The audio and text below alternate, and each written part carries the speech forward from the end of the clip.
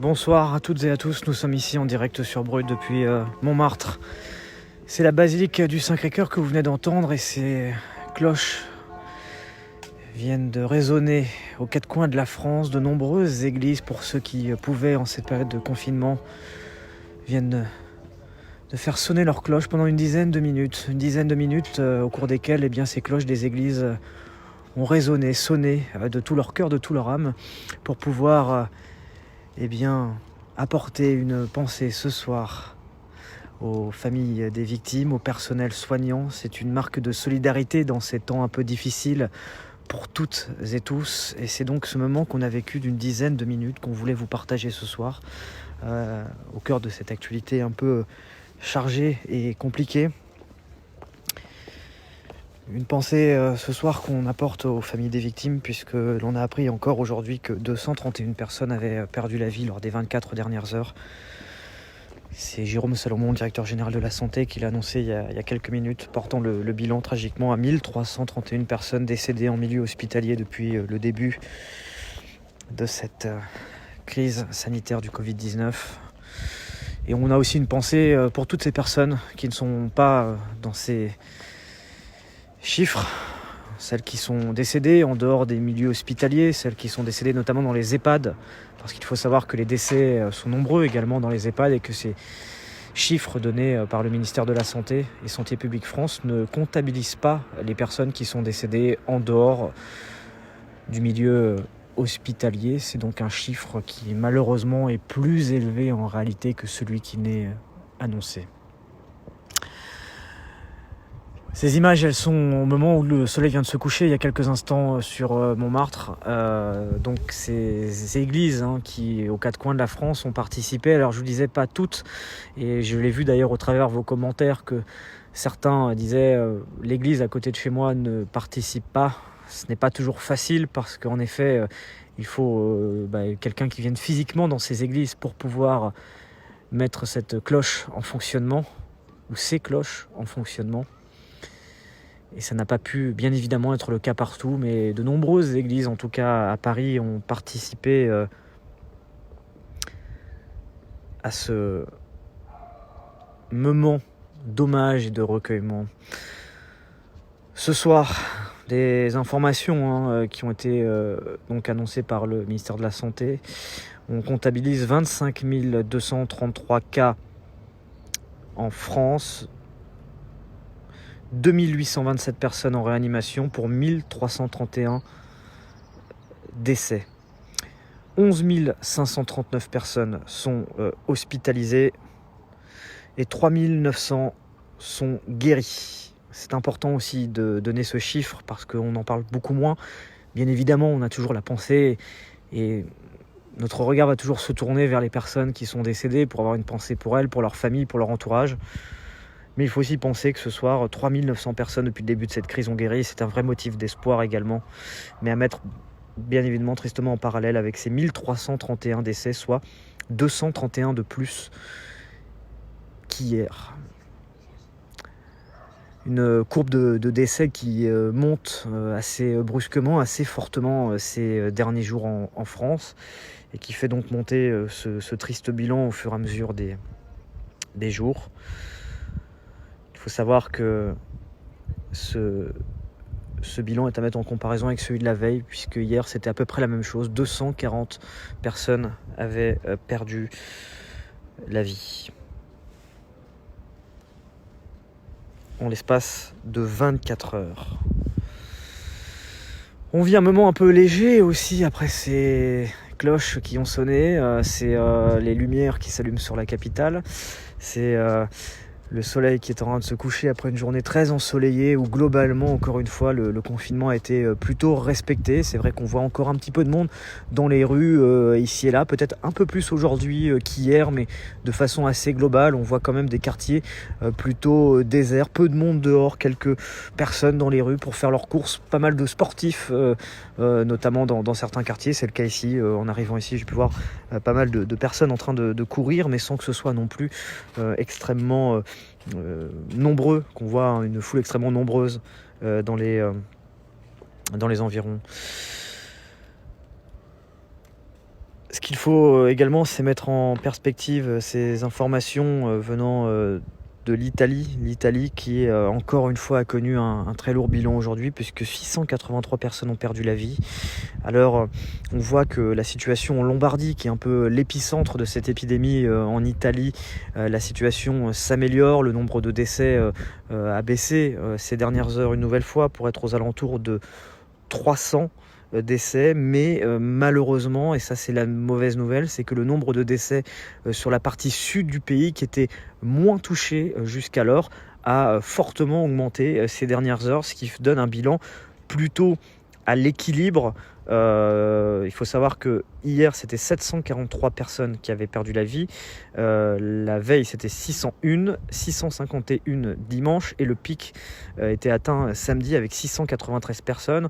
On voit que entre samedi et aujourd'hui, ça baisse, ça monte, mais on voit cette tendance, c'est qu'en Lombardie, il y a une baisse assez importante après une augmentation hier, un peu moins de 300 personnes qui sont décédées en l'espace de 24 heures, mais que la situation s'est surtout compliquée dans le sud de l'Italie, qui jusqu'alors était moins touchée. La situation, c'est-à-dire qu'aujourd'hui 296 personnes ont perdu la vie en 24 heures en Lombardie, et pour 1643 cas en Lombardie et un peu plus de 5200 sur l'ensemble du territoire. Ça veut dire qu'aujourd'hui, le nombre de décès a été plus important en dehors de la Lombardie, comme le nombre de cas détectés sur l'ensemble du territoire, sur le reste du territoire, par rapport à la Lombardie, qui a été durant les premiers jours vraiment l'épicentre de cette épidémie, et là où la situation est la plus compliquée et reste toujours la plus désastreuse, si on parle vraiment de la localité même, parce que bien évidemment, si on compare la Lombardie au reste de l'Italie, c'est une partie du territoire beaucoup plus importante qu'on évoque, mais il faut savoir qu'au début de l'épidémie, c'était vraiment centré sur la Lombardie jusqu'il y a encore quelques jours. C'est encore le cas aujourd'hui, mais si on prend l'ensemble du territoire, il y a plus de décès sur l'ensemble du territoire qu'en Lombardie. On voit également qu'à New York, les choses avancent assez vite, avec un nombre de cas qui ne cesse d'augmenter de jour en jour également. C'est aux États-Unis, à New York, c'est sur la ville de New York qu'il y a plus de cas qui sont détectés. Il faut savoir que là-bas, le nombre de cas double tous les 3 jours, où l'OMS évoque même que New York pourrait devenir assez rapidement l'épicentre de la pandémie, tellement les choses vont vite là-bas. C'est d'ailleurs ce qu'a dit aujourd'hui le secrétaire général de l'ONU: l'humanité entière est menacée par ce coronavirus.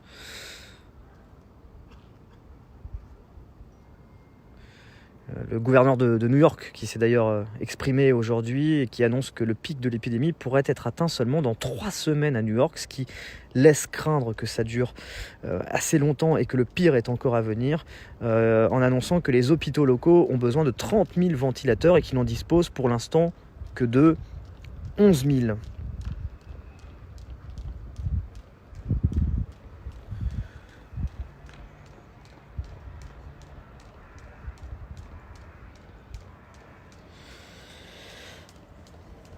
Voilà, on vit un peu cette image en direct après ces cloches qui ont pu sonner pendant quelques instants. Je ne vais pas garder le live très longtemps, parce que très rapidement je vais aller me rendre dans la rédaction de Brut pour faire un live à distance avec une personne des hôpitaux de Paris. Les hôpitaux de Paris qui lancent un appel à l'aide pour avoir des respirateurs, pour avoir plus de moyens humains. Ils demandent aujourd'hui votre solidarité, et on va en parler dans un peu plus d'une demi-heure maintenant, probablement aux alentours de 20h30, 20h40. On va suivre ça ensemble, et on va faire une interview justement pour relayer ce message, pour donner de la portée à ce message, parce que peut-être que certains d'entre vous pourront participer, que ce soit d'un point de vue financier, d'un point de vue humain, en fonction de vos compétences, pour permettre d'aider les hôpitaux de Paris. C'est vrai que ça peut paraître assez surréaliste, mais les hôpitaux de Paris qui ont besoin d'un coup de pouce de la part de la population pour venir en aide aux patients, parce que la situation en Île-de-France, malheureusement, ces dernières ces derniers jours, ces dernières heures ne cesse de s'empirer avec de nombreuses admissions dans les services d'urgence et des hôpitaux parisiens qui pour certains commencent déjà à être saturés. Les conditions sont compliquées et l'idée c'est de pouvoir entre guillemets repousser un peu les murs, pouvoir créer de nouvelles chambres pour accueillir des patients, mais il ne faut pas que de l'espace disponible, il faut aussi le matériel, il faut aussi des compétences humaines et il en manque parce que le pic de l'épidémie selon certains spécialistes en Ile-de-France pourrait être atteint d'ici un peu moins d'une semaine. On attend un pic vers la fin de semaine, début de semaine prochaine, à prendre toujours avec précaution parce qu'on ne sait pas toujours avec précision comment les choses peuvent évoluer. Vous l'avez bien vu depuis le début de cette épidémie, parfois les choses ont évolué extrêmement vite, plus vite que certains ne l'imaginaient, plus gravement aussi que certains ne l'imaginaient, mais en tout cas les estimations font pour l'instant l'idée que les choses continueraient à évoluer vers une tendance à la hausse dans les prochains jours et que donc ces hôpitaux parisiens ont besoin de façon urgente d'un coup de main, d'un coup de pouce financier également, et on en parlera également. On parlait de l'Italie, on peut aussi parler de l'Espagne qui malheureusement tristement aujourd'hui a dépassé le cap du nombre de décès qu'il pouvait y avoir en Chine, en tout cas le bilan déclaré par les autorités chinoises, vu que certains les remettent en cause. L'Espagne qui a déclaré 738 décès en 24 heures et c'est désormais 3434 personnes qui sont décédées depuis le début de cette épidémie. Des chiffres vertigineux et en forte augmentation sur ces dernières 24 heures. On pourrait parler rapidement de l'Iran aussi, où 2266 cas ont été détectés pour 143 décès, ce qui porte le total à 27 077 cas pour 2077 décès. Je vous parlais de New York il y a quelques instants pour vous donner des chiffres un peu plus précis. Les États-Unis qui reportent 683 nouveaux cas de coronavirus et 61 nouveaux décès. On parle de 26 348 cas pour 271 décès et ce n'est pas pour tous les États-Unis, c'est juste pour la ville de New York. Donc ça, c'est un chiffre extrêmement important à donner également. Dans le reste de l'actualité, ce qu'on peut dire également ce soir, c'est que l'aéroport d'Orly va fermer ses portes à partir du 31 mars.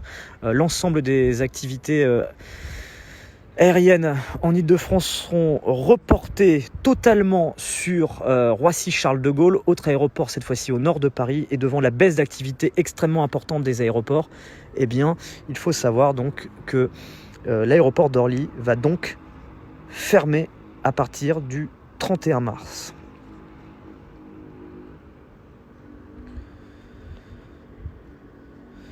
Également, à suivre dans quelques instants sur Brut, Emmanuel Macron est en visite à l'hôpital militaire de Mulhouse. Ce n'est pas une allocution qu'il va faire, mais une déclaration qui devrait, selon certaines informations qu'on a pu avoir, durer aux alentours d'une vingtaine de minutes. À voir si ce sera le cas ou non. Mais en tout cas, c'est l'idée de cette déclaration. Ce n'est pas une allocution solennelle comme il a pu le faire à l'Élysée, mais le président de la République était aujourd'hui en déplacement à Mulhouse pour visiter l'hôpital militaire qui a été mis donc juste à côté de l'hôpital, qui a été mis en place depuis le début de semaine. Et donc le président de la République était sur place. Il doit s'exprimer à 20h. Ce sera à suivre en direct sur Brut.